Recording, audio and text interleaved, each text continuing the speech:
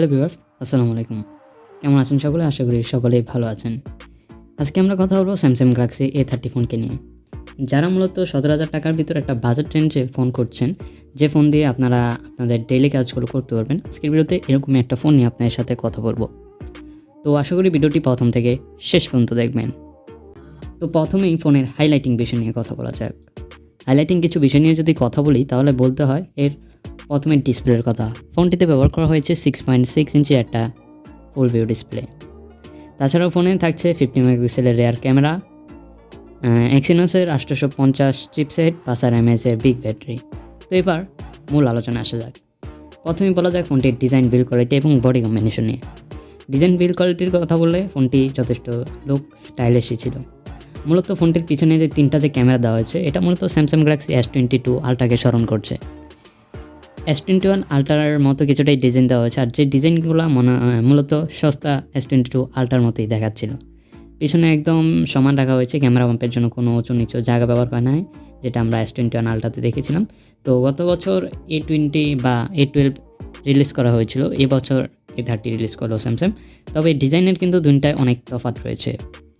তো এটার ওজন নিয়ে যদি প্রথমে বলি তাহলে ফোনটি কিন্তু 195 গ্রাম ওজন, আর ফোনটির থিকনেস হলো 8.8 মিলিমিটার। ফোনটির সামনে ব্যবহার করা হয়েছে গরিলা গ্লাস 5 প্রোটেকশন, এবং ফোনটির ফ্রেমে এবং ব্যাকে দুই জায়গায় প্লাস্টিকের ইউজ করা হয়েছে, আর পেছনে কিন্তু গ্লসি ফিনিশ দেওয়া হয়েছে। তাছাড়াও ফোনটিতে দুইটা সিম, একটা SD কার্ডও ইউজ করতে পারবেন। তো এবার ফোনটির ডিসপ্লে নিয়ে কথা বলা যাক। ডিসপ্লে নিয়ে কথা বললে ফোনটিতে ডিসপ্লে হিসেবে ব্যবহার করা হয়েছে 6.6 ইঞ্চের PLS LCD প্যানেল। ফোনটিতে PLS LCD প্যানেল ব্যবহার করা হয়েছে, নট অ্যামোলেড, নট IPS। এটাতে PLS LCD প্যানেল ব্যবহার করা হয়েছে। আর এই ফোনটির স্ক্রিন টু বডি রেশিও হলো 83.2%। চিন এবং বেজেলস ঠিকঠাকই ছিল। মূলত এই বাজেট রেঞ্জে বড়ই লাগবে আপনাদের কাছে, আমার কাছেও বড় লেগেছে, তবে এই বাজেট রেঞ্জে ঠিকঠাকই ছিল। তাছাড়াও রেজুলেশনের কথা বলে ফোনটিতে 1080 থেকে 2408 পিক্সেল পর্যন্ত রেজুলেশন পেয়ে যাবেন, আর 400 ppi ডেন্সিটি থাকছে। প্রোটেকশন হিসেবে থাকছে কর্নিং গরিলা গ্লাস 5। এবার ফোনটির SD কার্ড বা মেমোরি নিয়ে কথা বলা যাক।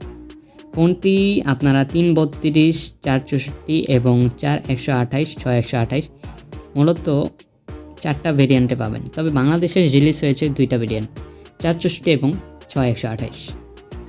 তো এটার SD কার্ড ভেরিয়েন্ট থাকছে eMMC 5.1 ইন্টারনাল স্টোরেজ ভেরিয়েন্ট থাকছে, আর LPDDR4X থাকছে, ঠিক আছে, LPDDR4X এবং eMMC 5.1।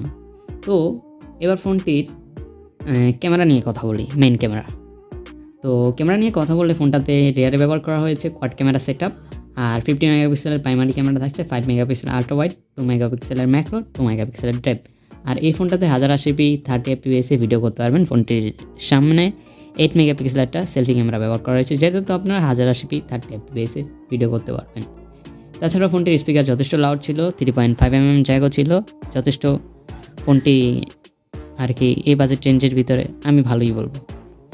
তো এবার যদি কানেক্টিভিটি নিয়ে কথা বলি তাহলে ফোনটাতে NFC পাচ্ছেন, রেডিও তো থাকছেই না, ফোনটিতে আপনারা ব্লুটুথের লেটেস্ট ভার্সন 5.0 পাচ্ছেন, GPS সহ আদার্স অনেক ধরনের ফিচার্সই থাকছে। সেন্সর কথা বললে ফোনটাতে রয়েছে সাইড মাউন্ট ফিঙ্গারপ্রিন্ট সেন্সর, আর যেটা যথেষ্ট ফাস্টে ছিল। ব্যাটারির কথা বললে ফোনটিতে ব্যবহার করা হয়েছে 5 mAh নন রিমুভাল ব্যাটারি, আর এটাতে থাকছে 15 ওয়াটের ফাস্ট চার্জিংয়ের সাপোর্ট। তো এই ছিল মূলত ফোনটির ব্যাপারে বিস্তারিত। আর ফোনটি মূলত আপনারা 4টা কালারে পাবেন, ব্ল্যাক, হোয়াইট, পিচ এবং ব্লু। তো এই ফোনটি কাদের জন্য? তো প্রথমে বলি ফোনটার প্রাইস নিয়ে। 464 ভেরিয়েন্ট আপনারা 16,999 টাকা, মানে 17,000 টাকায় পেয়ে যাবেন, এবং 6128 ভেরিয়েন্ট পাবেন 20,000 টাকায়, 19,999 টাকায়, ওই ধরতে গেলে 20,000 টাকায়। তবে কিছুটা ডিসকাউন্ট পাওয়ার সম্ভাবনা আছে অফিসিয়াল স্যামসাংয়ের শোরুম থেকে যদি আপনি পারচেস করেন। তো এই ফোনটা কাদের জন্য? দেখুন, এই ফোনের যারা মনে করেন কম বাজেটে একটা ফোন করছেন, যেটা দিয়ে আপনি মাল্টিটাস্কিং করবেন, ফেসবুক ইউজ করবেন, মানে নর্মাল ইউজাররা তারা ইউজ করবেন। আর যদি এটার গেমিং নিয়ে কথা বলি, বা আপনি যদি ভেবে থাকেন যে 16,000 টাকা বা 17,000 টাকার ভিতরে একটা গেমিং ফোন, এটার ভিতরে গেম খেলবেন, তবে ঠিক আছে, হালকা পাতলা ছোটো লাইট অ্যাপের যে গেমগুলো আছে সেগুলো আপনি খুব সহজেই খেলে নিতে পারবেন।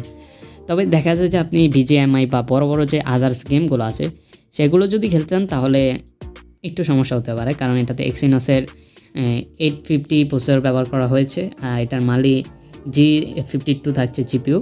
তো ছোটোখাটো গেম খেলার জন্য অ্যাভারেজ। আর হ্যাঁ, একটা বিষয় তো বলেই নাই, ওএসআই ইউআই নিয়ে যদি কথা বলি তাহলে আউট অফ দ্য বক্স এই ফোনটাতে আপনার অ্যান্ড্রয়েড 12 পাবেন এবং স্যামসাংয়ের 4.1 ইউআই পাবেন। তো হালকা পাতলা ইউজের জন্য এই ফোনটি ঠিক আছে, হালকা পাতলা গেমিংয়ের জন্য আমি বলবো ঠিক আছে। তবে আমার ভালো লাগার দিক হলো এই ফোনটার ব্যাটারি ব্যাকআপ। 5000 mAh ব্যাটারি আমরা এই বাজেটের ভিতরে খুব কমই দেখি, বিশেষ করে স্যামসাংয়ের ফোন, ঠিক আছে, আদার্স কোনো ব্র্যান্ডের কথা বলছি না। স্যামসাংয়ের ফোন এই বাজেটে 5000 mAh কিন্তু খুবই কম দেখা যায়। তবে স্যামসাং কিন্তু খুব ভালো একটা জিনিস অফার করছে। খারাপ লাগার কথা বললে ফোনটাতে মূলত 1080p 30fps ভিডিও করার সিস্টেম আছে। তবে সামনের ক্যামেরা আমার মনে হয় 1080p 60fps বা আরও এক্সট্রা অর্ডিনারি 2K-তে যদি ভিডিও করার অপশন থাকতো তাহলে মনে হয় আরও ভালো হতো। তো যাই হোক, আমি এসব নিয়ে কোনো বিস্তারিত আলোচনা করবো না, শুধু আপনাদেরকে স্পেসিফিকেশন সম্বন্ধে ধারণা দেওয়াই হলো আমার কাজ।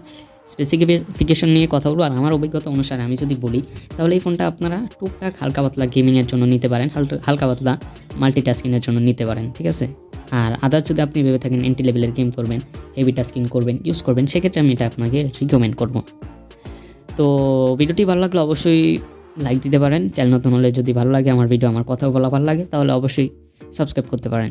এরকম ভিডিও কন্টিনিউ আসবে। তাছাড়া মোবাইল টিপসের ভিডিও নিয়ে আমি হাজির হব। ভালো থাকবেন সবাই। আসসালামু আলাইকুম।